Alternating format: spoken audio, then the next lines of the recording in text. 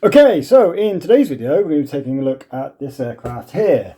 This is, as the video title would suggest, is the ZMO Pro by OMPHobby. And as you can see, it's a pretty big fixed-wing aircraft. I think it's a 1.2 meter wingspan. And crucially, it's also a VTOL aircraft, as given away by the fact we've got these tilt motors on the front here, and there's also a third motor up on the tail. It's a tricopter configuration VTOL aircraft. Now, I'm not the first person to review this aircraft. In fact, I think it's been out for a couple of months now. But I am probably going to be the first YouTuber to give you an honest review about this aircraft. And the reason why I say that is because in some regards this aircraft is absolutely fantastic. It's a really, really awesome aircraft. But in other regards, not so much. This aircraft has got a couple of issues, and I've noticed that so far every YouTuber that's reviewed this aircraft has somewhat chosen to omit those details when doing their reviews.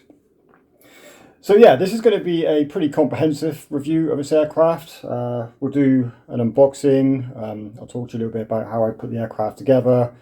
We'll talk about the programming on the aircraft, and then I'll show you some flight footage.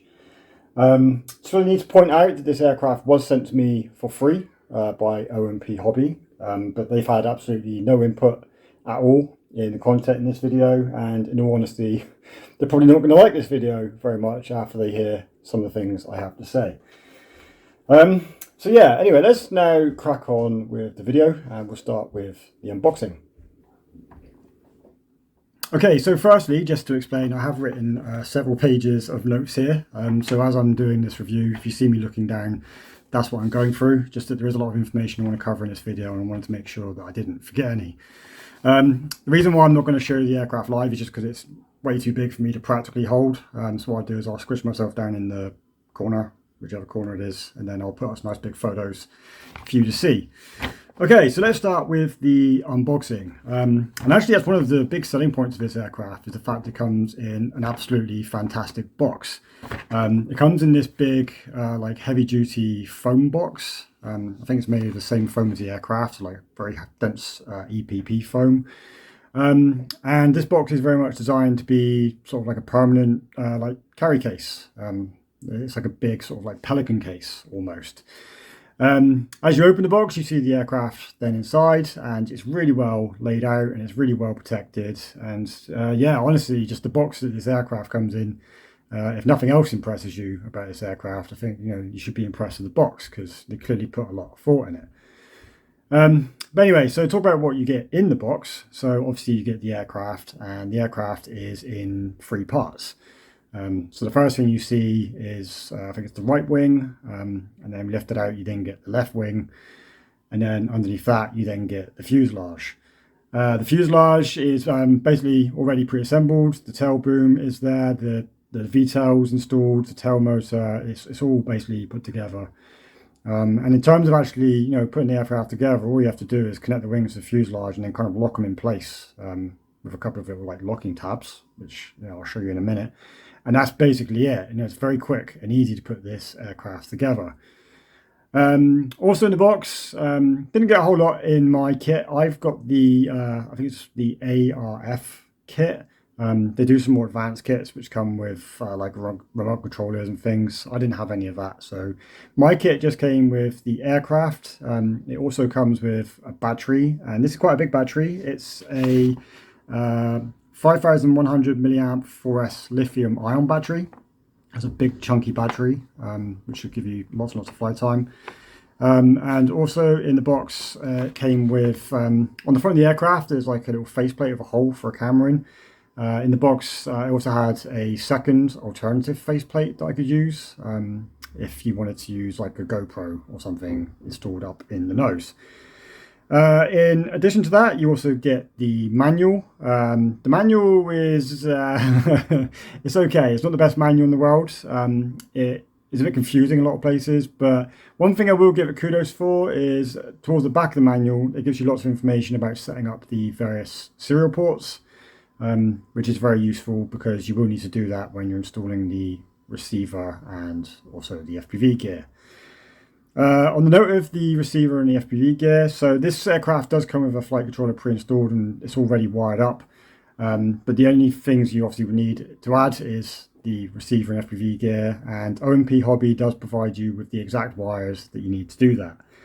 The wires are perfectly usable, but they are PVC wires rather than silicone, which is a little bit nasty. And considering the cost of this aircraft being about $1,000, you'd think that they could at least provide you with some silicone wires. But anyway, so that's everything you get in the box. A bit annoyed to see you didn't get any spare props. The aircraft, as you see, does come with props pre-installed, but there's no spares, and that would have been a nice touch to see. Now, as I mentioned a minute ago, this aircraft is a ARF aircraft, and that basically means that it is, to all intents and purposes, already pre-built, with the exception of having to add a receiver and video transmitter. But what that does mean is that this aircraft does come with all the electronics pre-installed. So the motors are pre-installed, the ESC is pre-installed, there's a flight controller which is pre-installed, and all the wiring for that is already done, as is the servos.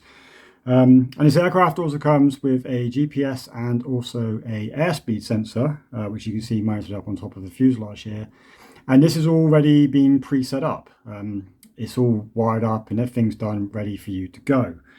The programming for the aircraft is also pre-done at the factory, or at least some of the programming is done. We'll talk more about that a little bit later.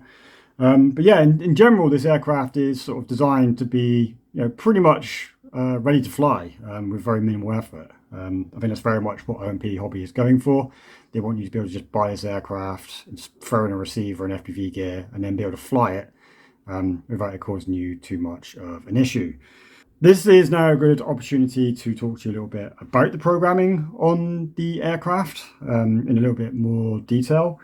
And yeah, so the programming is not great, is the easiest way to put it.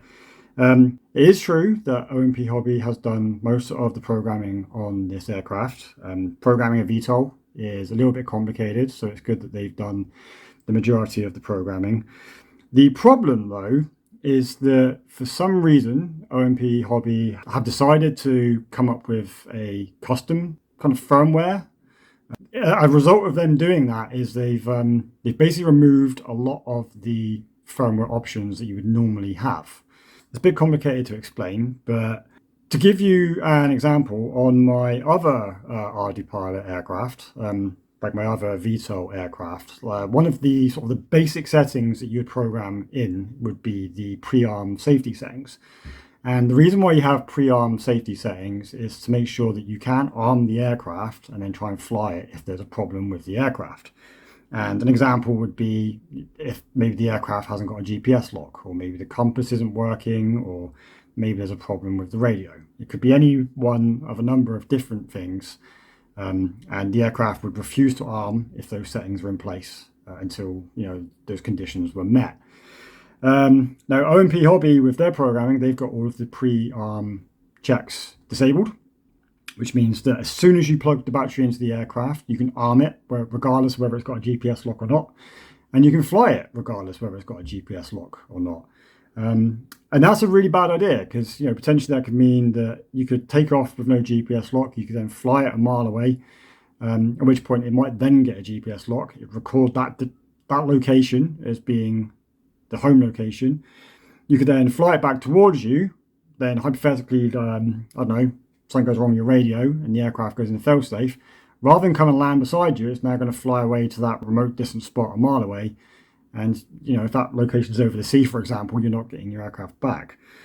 So it's really bad that OMPHobby have decided not to put the pre-arm safety checks into their firmware.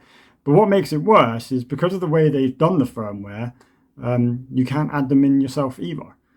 It's one of the first things I went to do was to add the pre-arm safety checks, and I found that actually the option's been removed entirely from this firmware, which really isn't very good.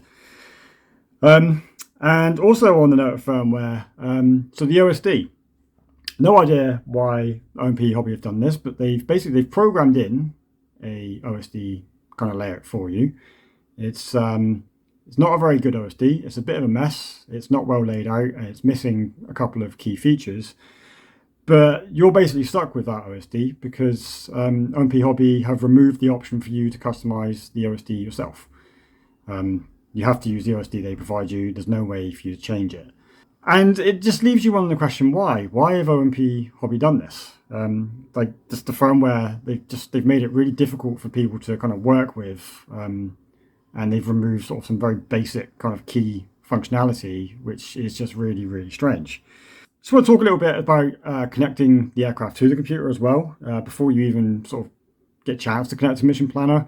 A bit of a weird design choice with this aircraft is that if you just connect the aircraft up to your computer via USB, what you'll find is that the aircraft will constantly connect, disconnect, and it will just keep doing that indefinitely. What OMPHobby expects you to do, if you look at this little like USB connector thing here, you'll see there's a little XT30 connector on there. What they expect you to do is they expect you, at the same time as you connect the aircraft to your computer, they also expect you to connect up a small battery with an XT30 connector. And what that'll do is it will power the flight controller, but it won't power the rest of the aircraft. Now, I can see why that's a good thing, because it means you can kind of work on the programming without having to worry about the motors maybe firing up or something like that, or, you know, potentially cooking your video transmitter if it's sort of wired in. I can see why it's a good thing, but then at the same time, I've never had that issue with other aircraft. Normally, if you just connect the flight controller up to USB, the USB cable would provide the power for the flight controller. So I don't know why OMPHobby have chosen to do that. It's a bit annoying, especially for me, because I don't have a battery with an XT30 connector on. So I ended up just plugging in a normal battery into the main XT60 connector. So yeah, that's a little bit odd. And I also have to report that when trying to connect to Mission Planner via USB, it's extremely temperamental with this aircraft. I don't know why it is. I know there's nothing wrong with my USB cables because I can use those same cables to connect my other aircraft Mission Planner absolutely fine. But for some reason, this aircraft, you have to just continually just keep trying to connect over and over and over, and it'll keep saying timed out for some random reason. I don't know why that is, but it's just something a bit odd with maybe the way the flight controller is working. I'm not really sure. Anyway, let's now talk a little bit about putting the aircraft together. And as I mentioned a little bit earlier on, it's actually very simple. All you have to do is connect the wings to the fuselage. And to do that, all you have to do is take this little plug here, plug it into the wing, and then the wing slides into the fuselage and it's locked in place with this clamp. Once you've done that on both sides, I mean, that is the aircraft basically put together. But to get it ready to fly, I did have to add my own receiver and also my own FPV gear. Now, as I mentioned a little while ago, this aircraft does come with the wiring that you need to do to connect the receiver and the video transmitter. But one thing that it kind of threw me off for a moment, and I have to point out, is the fact that on the flight controller, the pins are labeled for the plugs that go in, but the wiring color absolutely does not correspond. So for example, as you can see up here, the 5-volt wire is not red. It's a different color. Yeah, that threw me off a little bit. I don't know why they provide you with these wiring looms where the colors don't match, but that is something that they did. Now, I wired up a ELRS receiver to the aircraft, and that worked absolutely fine. And actually, the serial port firmware had already been done for that. I did go and check it, obviously, to make sure I was right. But yeah, the serial programming for the receiver was already done, so that worked straight away.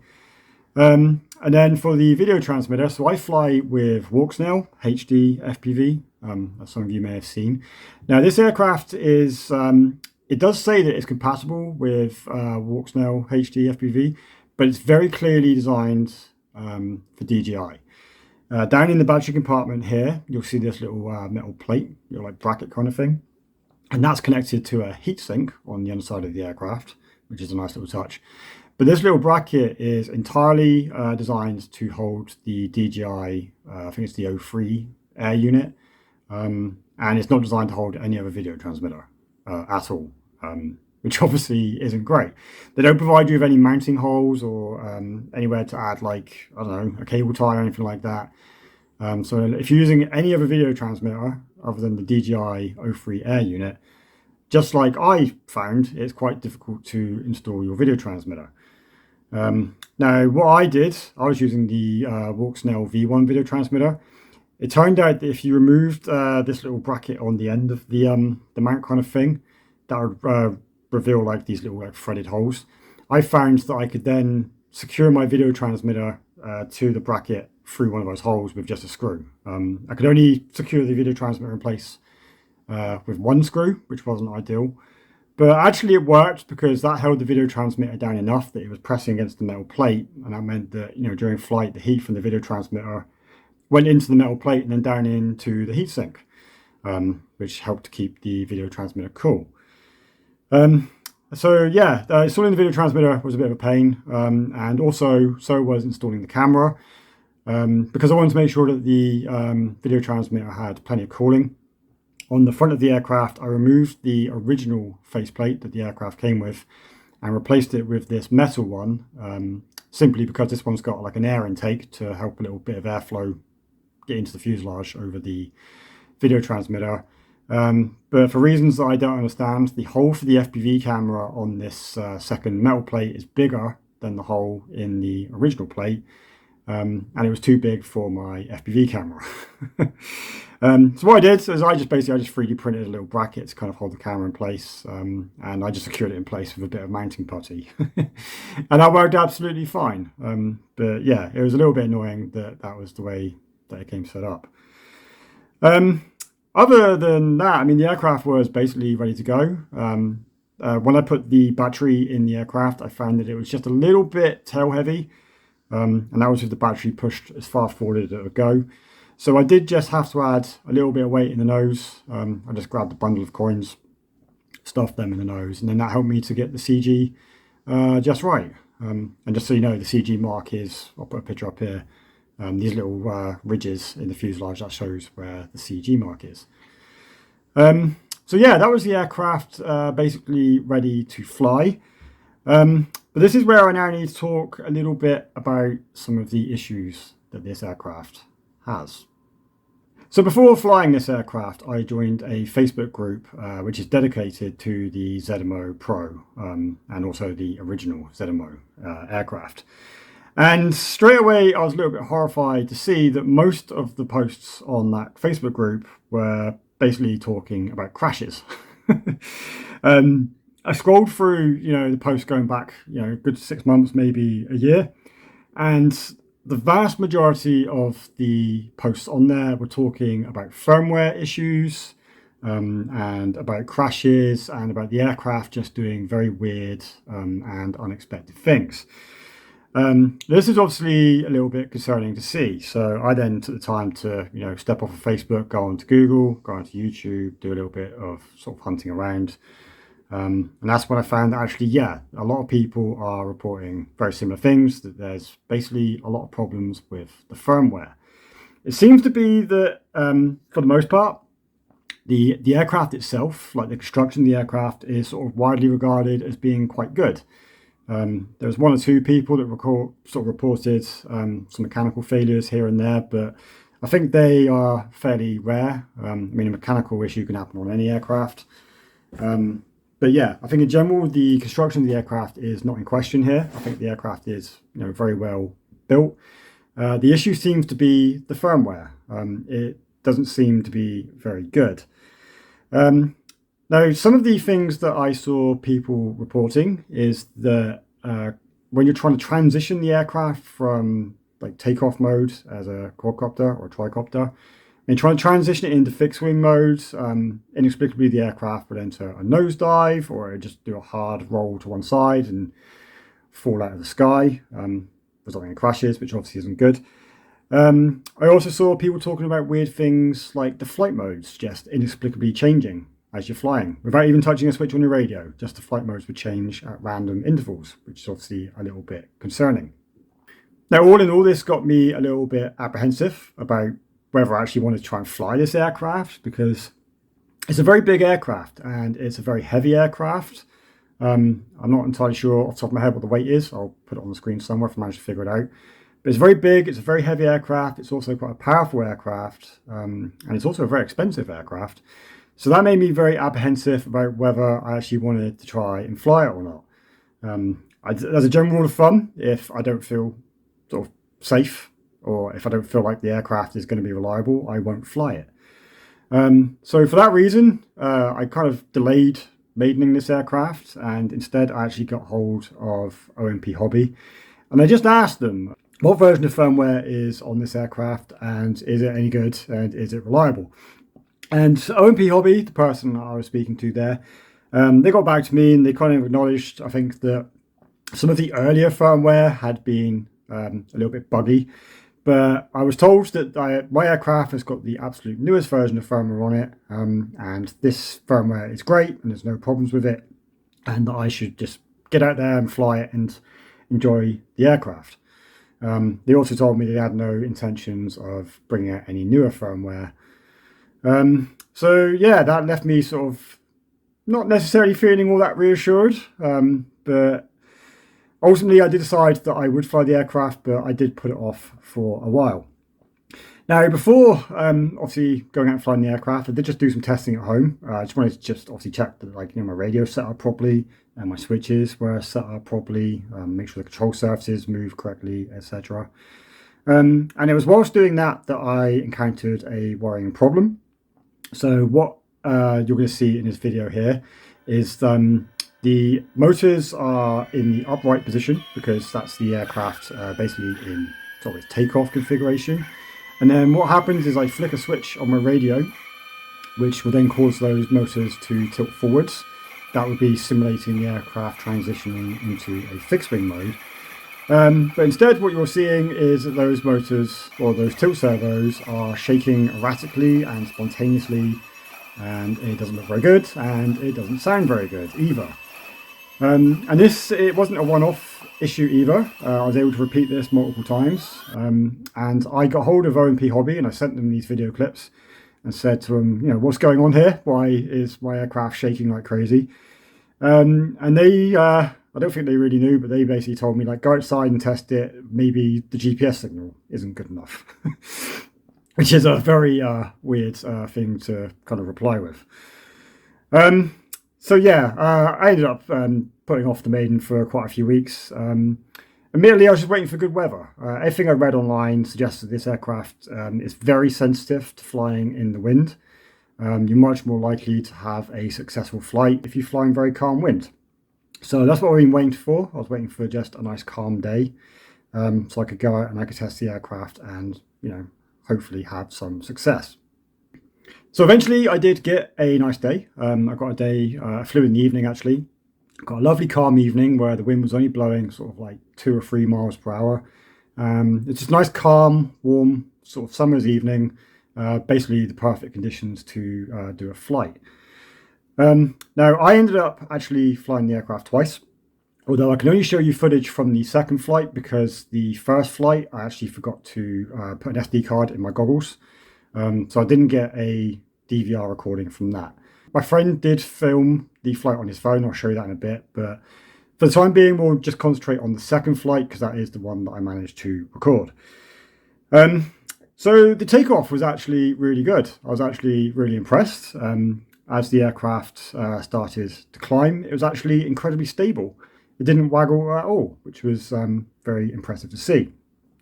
Now I took the aircraft up to, I think it was about 30 or 40 meters altitude before I then transitioned the aircraft to fixed wing. And what you're about to see now is that servo jitter that I mentioned a minute ago come back to haunt me. As you can see, the aircraft is shaking a little bit here, and thankfully it didn't last very long, but that was very concerning to see because on the ground I could hear it just as much as I could see it, and I was very nervous that the aircraft was about to fall out of the sky. Now, as you can see, luckily that isn't what happened. The aircraft did actually manage to successfully transition to fixed wing mode. But that clearly goes to show that there is definitely something wrong with the programming.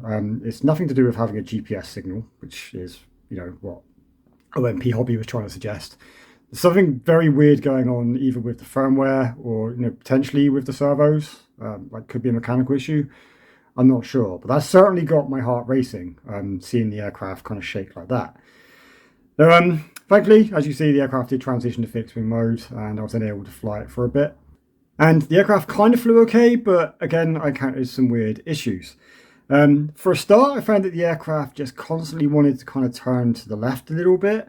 It wasn't a lot, it wasn't extreme, but if I just let go of the sticks, like the aircraft would just slowly start to do a big left turn. But what was even weirder is that I found that if the aircraft was flying straight and level, and then I asked the aircraft to turn right, every time I did that, the aircraft would turn left a little bit first, and then it would turn right. And that's something I've never seen an aircraft do before. I didn't have the same issue if I asked the aircraft to turn left. If I asked it to turn left, it didn't turn right first and then left. It was only if I asked it to turn right, it would turn left a little bit first, and then it would turn right. That's very strange behavior. I can't even begin to imagine what might be causing that. It's got to be firmware, surely, because I don't really see how it could be a mechanical issue. But yeah, that was a little bit odd, and it certainly made flying it a little bit of an interesting experience.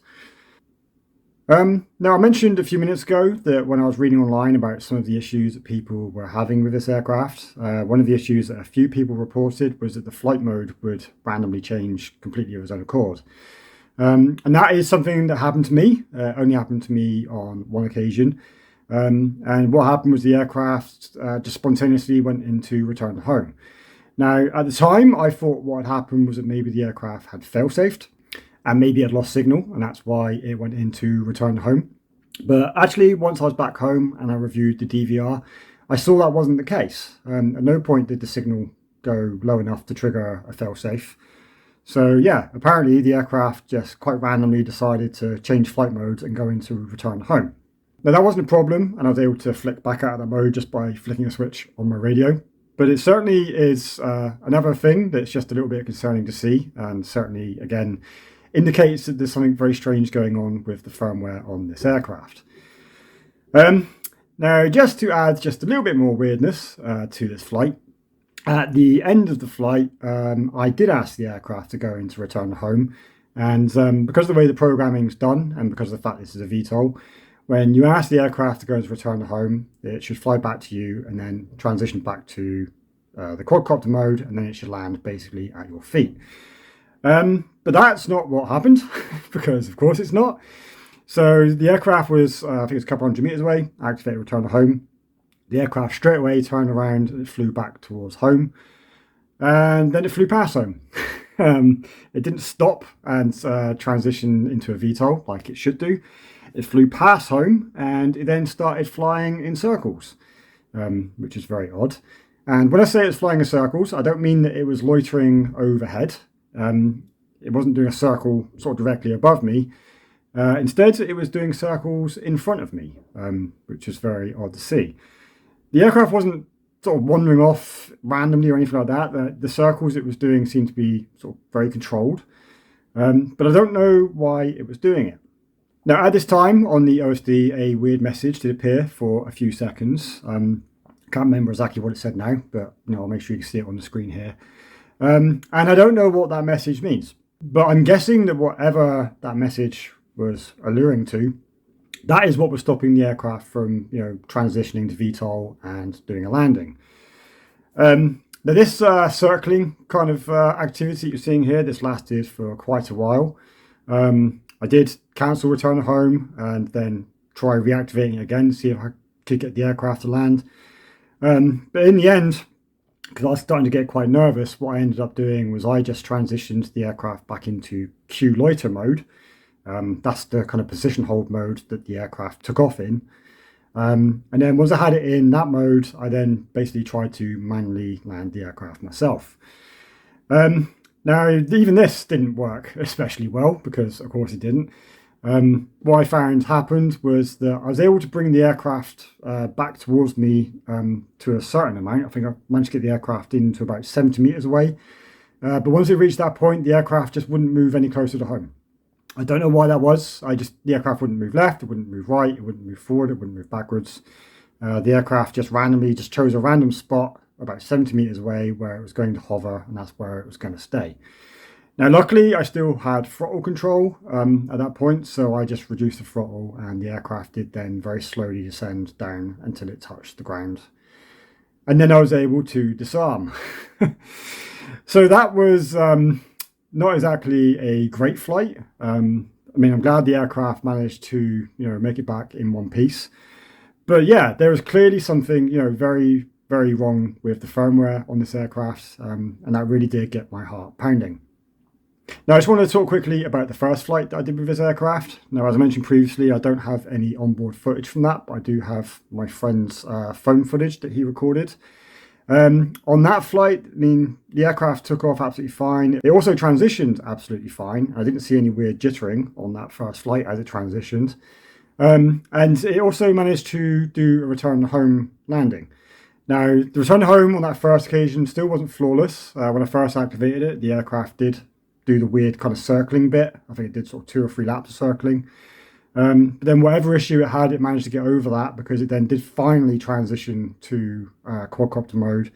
And then it managed to land absolutely fine. It was also a very, very good landing because it landed within literally a couple of centimeters of where it took off from, which was, very impressive. But yeah, the first flight wasn't quite as erratic or strange as the second one. And I don't really know why that is. So yeah, I think the conclusion to be made about this aircraft is it's a little bit of a double-edged sword. On the plus side, it's a beautiful aircraft. It's really well made. It seems to be made of really good quality materials. The electronics all seem to be really good quality. Clearly a lot of thought has gone into its design. And I just think it looks awesome as well. It's a very, very cool looking aircraft. And physically, I can't fault it. I think it is an absolutely fantastic aircraft. The letdown though, as in case it hasn't become apparent in this video yet, is the firmware. The firmware, it just seems to be shocking. I don't know what's wrong with it, but all of the issues that myself and other people are reporting with this aircraft seem to be sort of firmware related, at least for the most part. And that's a real shame because this aircraft has so much potential, and it's entirely being let down. Now, after I did my flight, in all honesty, I was quite freaked out. That flight felt quite dangerous. I don't like flying aircraft where I don't feel like I've got proper control over them. So I messaged OMPHobby and I said, look, I've managed to fly your aircraft, and I've managed to get it back in one piece, but I will not be flying it again, just because I don't trust it. And I let them know that my review was going to be very honest, and I was going to tell the world about some of the problems I had with the aircraft. And I expected them to get a bit funny about that, but actually kudos to them. They were very understanding. They actually asked me for some information about the problems I had. They said they'd look into them, and they also asked me for some suggestions. And my suggestion, very simply, was get some better firmware, or at the very least, unlock the firmware that's on there, so that people like me and other pilots, we can tinker with the firmware properly, and we can set things up properly if we want to. I don't think it's right that OMPHobby is forcing its users to use their own custom firmware. I mean, you certainly wouldn't have to do that if you bought, say, I don't know, a PMP race quad. You've always got the option to connect to the flight controller and tweak the firmware if you want. That's what I think OMPHobby should be doing. They should allow the users to get into the firmware, get into the depths of it, and be able to tweak it to their heart's content. So that when issues like some of the things I've seen have arisen, we have the option to at least try and fix them ourselves. But instead, we're stuck with the firmware we've got. Now, I don't know whether OMPHobby will listen to me. At the time of recording this video, I haven't heard back from them yet, but I hope they do. And I hope that, they do sort this firmware out, because, like I said, it's the aircraft physically is a fantastic aircraft. And if the firmware is better, it's the kind of aircraft I might consider permanently adding to my fleet. Now, I like my reviews to be very honest, but I don't really like to kind of sort of force people's opinion one way or the other if I can help it. So in this video, I'm just presenting you with the facts. I'm telling you, physically, the aircraft is very, very good, but the firmware is very, very not good. I'm not going to sort of say like, oh, you should definitely avoid this aircraft, because I don't necessarily believe that you should. If you're the kind of person that, you know, enjoys a little bit of tinkering, a very good idea for this aircraft would be to buy it, remove the stock flight controller, and then replace it with a Maytech one, specifically the Maytech VTOL flight controller. During my kind of research into this aircraft, I found that quite a lot of pilots had done that with their aircraft, and after replacing the flight controller and doing the programming themselves, all those pilots testify that the aircraft is absolutely fantastic and that it flies like an absolute dream.